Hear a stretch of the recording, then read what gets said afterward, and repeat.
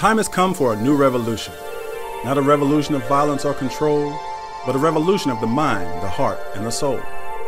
A revolution that will touch the hearts of men to let them know that they no longer have to pretend.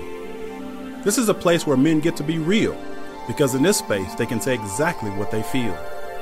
So men of all races unite and come in. This journey will challenge you to look deep within. So now, let the new revolution begin, because it's time for a new conversation with men.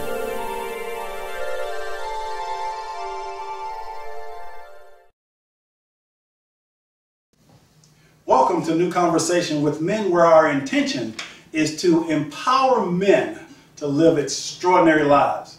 I'm your host, Coach Michael Taylor, and joining me today is Mr. Judge Mattocks, who is a facilitator and coach designed to support people in doing the same thing. Hello, Judge. Welcome to the show. Hello, Michael. Great to have you here. Good to be here, Michael. Now, it's been said that men don't know how to communicate. It's been said that men don't know how to express their emotions. It's been said that men can't do all these things. Well, it is my contention that men are definitely capable of communicating, of expressing their heart, of expressing their mind, and doing that. So what we're going to do today is have a little conversation about some ways to support men in helping improve their communication. Because I think we all have the ability to communicate. Yes. Maybe we just need some tools that support us in doing so. So today we're going to have that conversation. But before we start, I want to give you, Judge, an opportunity to introduce yourself to the audience, to let them know a little bit about you. Well, I'm Judge Mattocks. I'm a certified facilitator in many different venues. The one that I'm most proud of, I think, would be shadow work. Okay. Shadow work is taking a look at those parts that we hide, repress, and deny, bring those to the surface, explore how they're serving us, and help us to move forward. I got started in this work through 12-step. Okay. I came to Houston broken. I was divorced, my kids were separated from me, drugs and alcohol were my ways of dealing with that. And when I got into 12-step, I ran into an organization. I think you had a man last week, Russell, who also went through the Mankind Project. Well, I went through there about the same time that Russell did. Okay. And started to see that inside of me there was a place that wanted to be healed. Now that's what a new conversation with men is all about. It's about introducing men to this idea that we can heal, we can feel alive and connected. And, and one of the ways we do that is through communication. You got it. So what a great topic to discuss that hopefully can support men in learning how to do that. So I appreciate you sharing openly and honestly about your struggles, the challenges that you've overcome. Yes. I myself also a graduate of the Warrior Program, and it supported me in learning how to communicate better and connecting with men. So what I love about doing this show is introducing men to some new ideas about what it means to be a man. All right. Because it is my belief that the greatest challenge we have in our society today is to redefine masculinity, to create a new paradigm of masculinity in which men become comfortable with who they really are and not buy into society's version of who we're supposed to be. Exactly. So what we're going to do is we're going to talk about 10 things, possibly 10, maybe more, maybe less, but we're just going to have a dialogue about communication, because I know from my own personal experience, I used to really struggle with authentic communication. Now, when I say authentic communication, I know that one. You've been there. Yeah, I know that one. So when I talk about communication, I know from previous experience, and I go back to my first marriage. Yes. I thought I was communicating with my former wife, and in reality, I was not. I know that one. I didn't know how to authentically communicate with her because I was too disconnected with my own stuff. I had too much stuff going on which I hadn't addressed. So we're not going to go into all that stuff. No. But it's important that we recognize that if you want to communicate authentically and powerfully, you've got to be willing to do some work. Yes. And we're going to talk a little bit about some of that in just a moment. But I want to begin with something that you said today that really just, it's got me thinking. Because when we talk about communication, you know, I guess most of us, we think communication, well, I'm just talking to you. Yes. I'm communicating. I'm talking to you. Well, that's not necessarily pure communication. So I want you to talk a little bit about the desire to connect. Because I believe that's what starts communication. Would you agree? Absolutely. So talk a little bit about that, a desire to connect. Well, that desire that I introduced, Michael, is not necessarily a positive desire. Okay. But it's for me to reach a goal. Okay. To get to a desired end. So if I'm like dealing with the bus driver on a bus, okay, and I speak to that bus driver, or I ask for directions, I have a reason for all of my behavior. Even if I'm just scanning my card to get on the bus, I want the driver to see that the light turns green and that I'm a valid rider. Okay. So that desire starts with what it is that I need to get accomplished, what it is I want to accomplish, and my willingness to let you help me. Ah, so I have a want, a desire to connect, and then I've got to convey it in a way that I get you to respond to me, either positively or negatively. Either positively or negatively. I just want to say something or put something out there which elicits a response from you. Exactly. And then I'm communicating. And then I'm beginning to communicate. Ah, so that's the beginning. That's the beginning. The beginning. So I have a want, I express it, now the communication has begun. Now it has begun. And from this place, it's about us beginning to understand each other. Ah. I have to understand you, and I want you to understand me. Ah, okay. So, in this communication process where let's say we've expressed a want, and now we want to really connect and really communicate. So you mentioned that you got to have your head and your heart in order to communicate. Talk a little bit about what you mean by that. Well, Michael, in our world, oftentimes I've heard it said to tell men to get out of their head. And what I believe is that if I get out of my head, I'm going to become hopeless and helpless. Okay. My head is the part of me that sees everything that's out there in the world and decides for me, or helps me decide whether it's safe or not. Okay. So my head keeps me safe, okay, and my heart keeps me authentic. You talked about that authentic place. Okay. You know, if what I want to express is about joy, if it's about anger, if it's about sadness, it's about fear, or if it's about confusion, how do I express that if I don't let my heart guide me? Okay. So we need both things. I need both things. Now, it's been said that the longest journey a man will ever take is from his head to his heart. Yes. And I know from my own experience, there was a time when I couldn't make the distinction between being in my head and being in my heart. So what I hear you saying is that coming from the heart is a place of emotion. Well, it's also a place of vulnerability. Okay. Okay? If I just come from my heart, I leave myself vulnerable to what anybody else might do or think or say or treat me. Okay. But from my head, I'm able to set boundaries. From my head, I'm able to make judgments. From my head, I'm able to make rational decisions of whether or not I want to continue. So if I'm not combining those two, I'm incomplete in my communication. I'm incomplete, and I leave myself vulnerable to other people's opinions, other people's thoughts, other people's judgments, which I can't change, but at least I can influence. So when I want to communicate, I have a want, I have a thought, an idea that I want to share with you. Yes. If I'm in a space of authenticity, and I'm communicating with you and I say, Judge, I don't like you. That's a pure communication. That's my judgment about you. Okay? How does it affect me if I say I like you when I really don't? So you see the difference? So I'm talking about an inauthentic communication. For example, I know there was a time in my life when my whole rationale was I wanted everybody to like me. So Mm-hmm. I didn't know how to set the boundaries to say I don't like you. Mm-hmm. So that's, to me, is an inauthentic communication. Mm-hmm. So tell me a little bit about inauthentic communication when I'm saying something that's incongruent with what I feel. Mm-hmm. You get that? Yes, I do. I Okay. do. And Michael, here's how I address that. Okay. As a human being, okay, I see you as other human beings, as a human being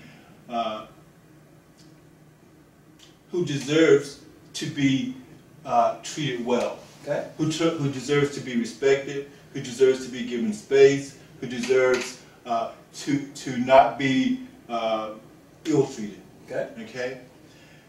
Your behavior may be something that is unacceptable to me. Okay. You see? So I can like the person and dislike the behavior. And is that what I'm saying when I say I don't like you? What am I really talking about? Okay. So am I saying I don't like you, the human being, or is I don't like you, the behavior that you, the human being, is exhibiting? Got You it. see, there's the clarity that I want people to begin to express. Ah, okay. You know. So that's communication. Yes. So when we get real and authentic, we're not putting a label on this person. We're saying possibly that what that person did Yes. versus who they are. Exactly. Okay, there's the distinction. There's I'm the looking for. distinction, yes. So what they did versus who they are, we have to be able to make that distinction. We have to be able to make that distinction. We have to be able to make it clearly. Okay. You know, and I would say even if I can do it without bringing shame or guilt to that person. Mm-hmm. So that leads me to your next point. You talked about being emotionally balanced Mm-hmm. when you're communicating. Sure. So talk a little bit about being emotionally balanced when you communicate. Well, I spoke to a little bit earlier. Each of us are aware that there are, I believe we are, that there are 4 core emotions. Okay. You know, share those with some caveats. Can you share that with the audience in case people that are watching Well, may not be aware of what they are? What I believe that they are Okay. is that we have happiness and sadness in one Okay. category. Excuse me. We have happiness and joy in one category. Okay. We have grief and sadness Okay. in one category.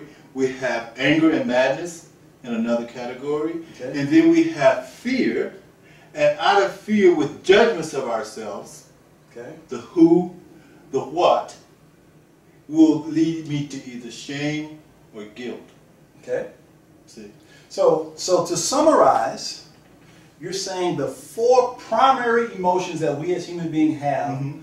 mad, glad, sad, and afraid. That's it. Okay? That's it. So those are our 4 primary Those are the 4 primary emotions. So yes. we everything else is a derivative of one of those. Everything else is a derivative of one of those. And the reason I included guilt and shame because they are derivatives based on a judgment Okay. of myself, of who I am or what I did.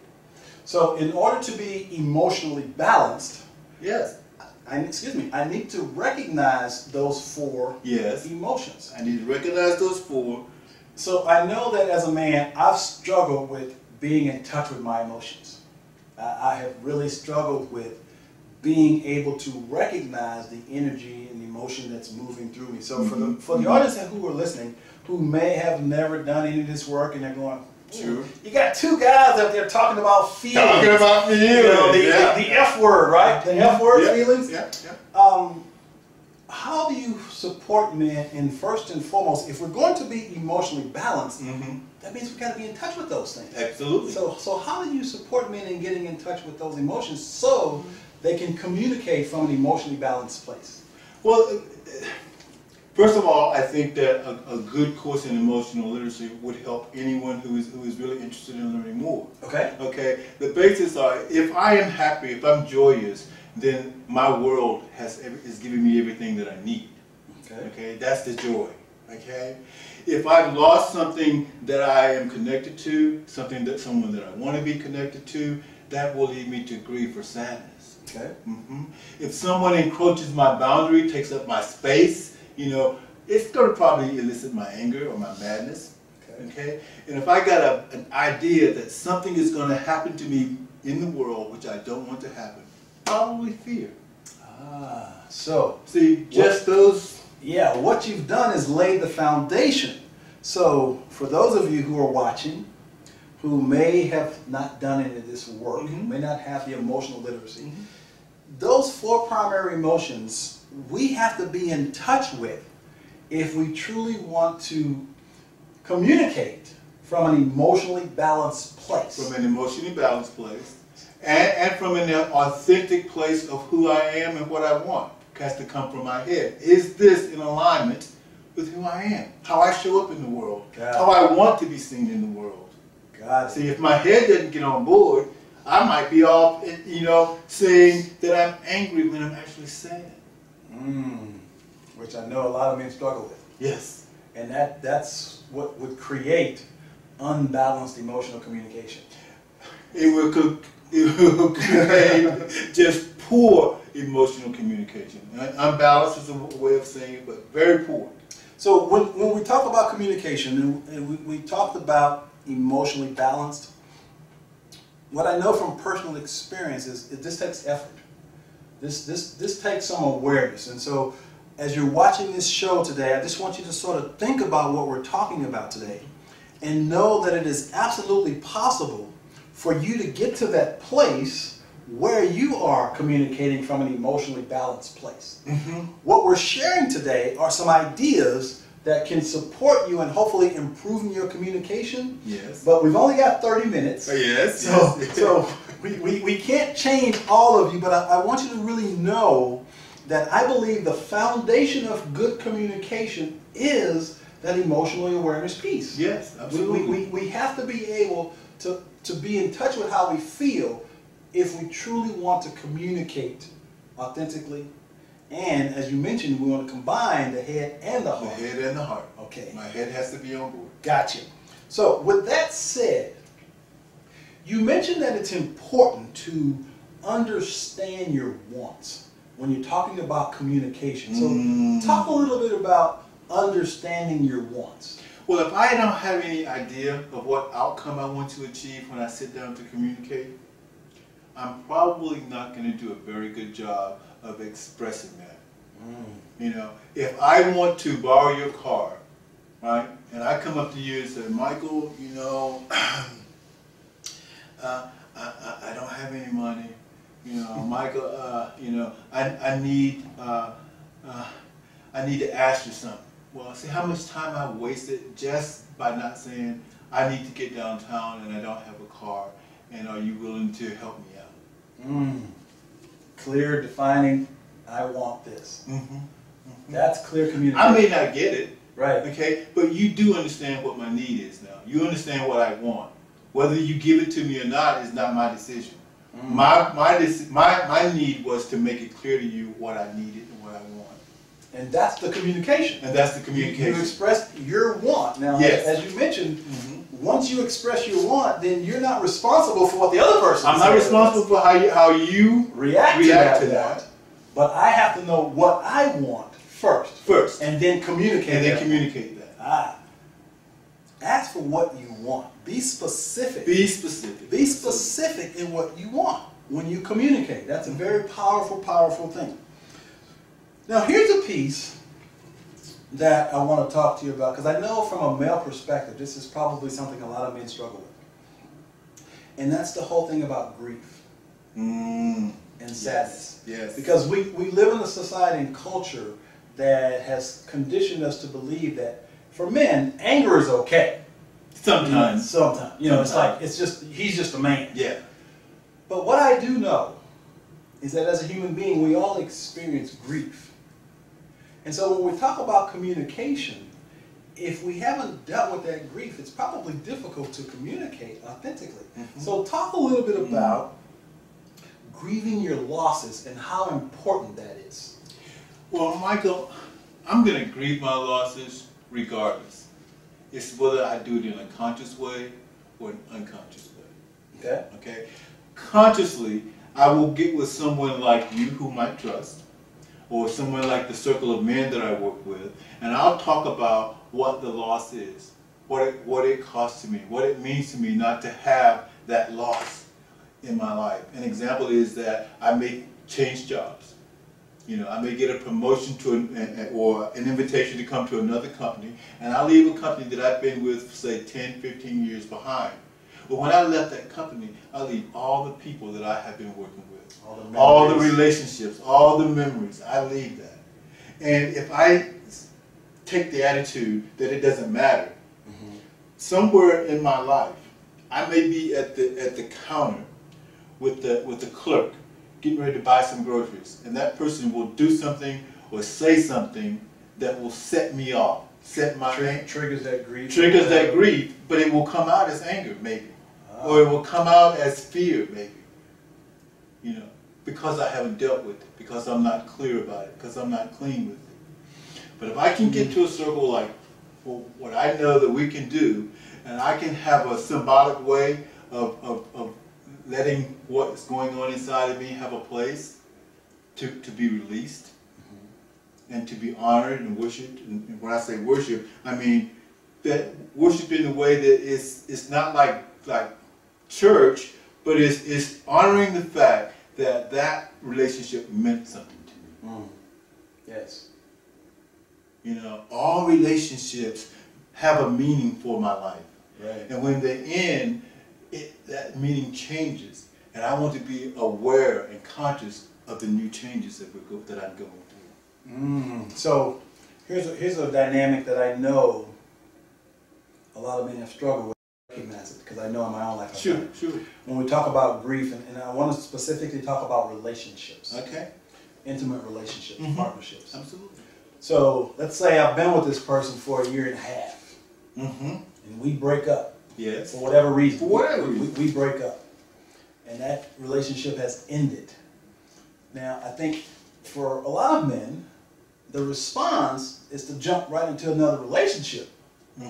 Or at least a substitute for that relationship. But they don't go through the process of grieving the loss of the other relationship. So how important is dealing with your grief in terms of relationship to keep you from carrying that grief to the next relationship? It's the most important thing in the world when it comes to not taking what I call old baggage from one relationship and packing it in a suitcase and bringing it into a new relationship and then opening the bag with nothing changing. You know, that new partner deserves better. I deserve better. If I want to leave these things behind, or if I actually at least want to get them a place of comfort, you know, places where I can go and hike out. Hike out means where I can go without hurting anybody else and release that grief or that anger or whatever that is. You know, sometimes grief and anger are like twins. You know? And so you think, but generally speaking, men are probably more comfortable expressing it as anger when in a lot of cases it is grief. When in a lot of cases it is grief. It is grief. Because the grief says in our culture that it's a sign of weakness. You know? And as a man, what we've been taught since we've been able to even recognize words is that you're a man, be strong. Be tough. You know, be unemotional. You know, boys don't cry. Right. You know, and the truth is that when we cry, we open our hearts up to then receive even better love. So in terms of communication, what we're talking about here is sharing authentically from here and from here. And from here. My judgment is that the most important piece is being able to connect to here. Yes. Because I'm speaking from my own experience of my inability to do so. And so what I want you to recognize as you're watching this show, if you've struggled communicating with relationships, be it intimate relationships or even at your job, you find yourself blowing up for no reason, and you're trying to figure out why is it so difficult for you to communicate, chances are you've got some unresolved grief or anger or but mostly grief. Yeah, that needs to be resolved. You know, Michael, I was sitting there thinking, how often do men allow themselves to not feel what's really going on with them. I mean, like say if I'm on the bus or if I'm at a meeting, you know, that I can't just say very quickly, you know, I'm feeling kind of sad today, right? And give a good, you know, I'm feeling kind of sad today. My partner just left town and I'm going to be alone for a while. I'm missing him. Right. Wow. Just something simple as that helps me release and let go and be in the present, rather than holding it in so that the whole meeting I'm thinking about the loss. Right. You know, rather than being present to the meeting. It's just those kind of simple things. Sometimes if I can just say out loud what's really going on with me. And that's the essence of true communication. That's the essence of true communication. True communication is being real with what's going on inside of us. You know, you would talk about that part of you that was always in your head earlier. Remember that part? I guarantee you, if you look back at it, there was a point when that part had to say, Michael, it's okay for you to feel your feelings. It's okay for you to have whatever's in your heart. And when that part of you said it was okay, it made it a lot easier, didn't it? Sure. And that was, for me, surrender. Yes. Surrender for me was letting go of all the little conversations that I had in my head and going, I'm going to allow myself to feel. Yes. Yes. I'm going to allow myself to deal with and process whatever that energy or emotion was. And that's how I learned to begin communicating more authentically. And I just want to ask you, was there an example for you that gave you permission to do it that way or not? Well, yeah, the example came from going to therapy. Yes, okay. And having a therapist, and I'll never forget this. I was sitting in the therapist's office, and the lady had me share some of the things that I experienced in my childhood. Well, while I was sharing with her, I had this big smile on my face. When the things that I was sharing were very painful, very traumatic, and she looked at me and she asked me, she says, well, why are you smiling? She said, the things that you're sharing are awful. And my response was, I'm okay. But what happened was, she said this, and I'm still blown away by how this worked. She said, Michael, what if those same things happened to your son? And when she said that, I got out of my head and I went and I started to feel my own pain. By taking my mind off of me and thinking about my son, I surrendered to the feeling, the pain and the hurt, and it allowed me to wake up to that and then begin my process of healing my heart. And see, Michael, those are the kind of things that I do. I can ask men questions just like I just asked you to allow you, you know, to begin telling your truth. That's what I do. And that's what communication is all about. And so sometimes, in most cases, we don't have the answers, we have the right questions. Yes, absolutely. So as a facilitator, what you have are the right questions to support a man in his transformation. Questions, and then I try to take the judgments that I have and leave them at home. You know, leave them at home. Because I'm human. I'm going to have judgments. Sure. Okay? I'm not going to deny that. But what my judgments are, you know, unless solicited, I will never ever speak about it. Because when I see people growing, when I see people getting authentic, what really is my heart begins to open up and the love begins to pour in. And that's when we connect, and that's when we create authentic communication. There it is. There it is, right there. Wow. That's what we try to get men to do, is to connect. And so a new conversation with men is about connection. Yes. It's about supporting men and empowering men to create authentic connections. So, Judge, I want to thank you for sharing some wisdom. And unfortunately, 30 minutes is just not long enough, you know, to really go deep. But hopefully the audience that have paid attention, you know, they've gained some insights that can support them in living what I'm calling an extraordinary life, because I do know that it is possible. So I want to give you an opportunity just to share some final words of wisdom with the audience in regards to communication. What would you say to those guys out there? Wow.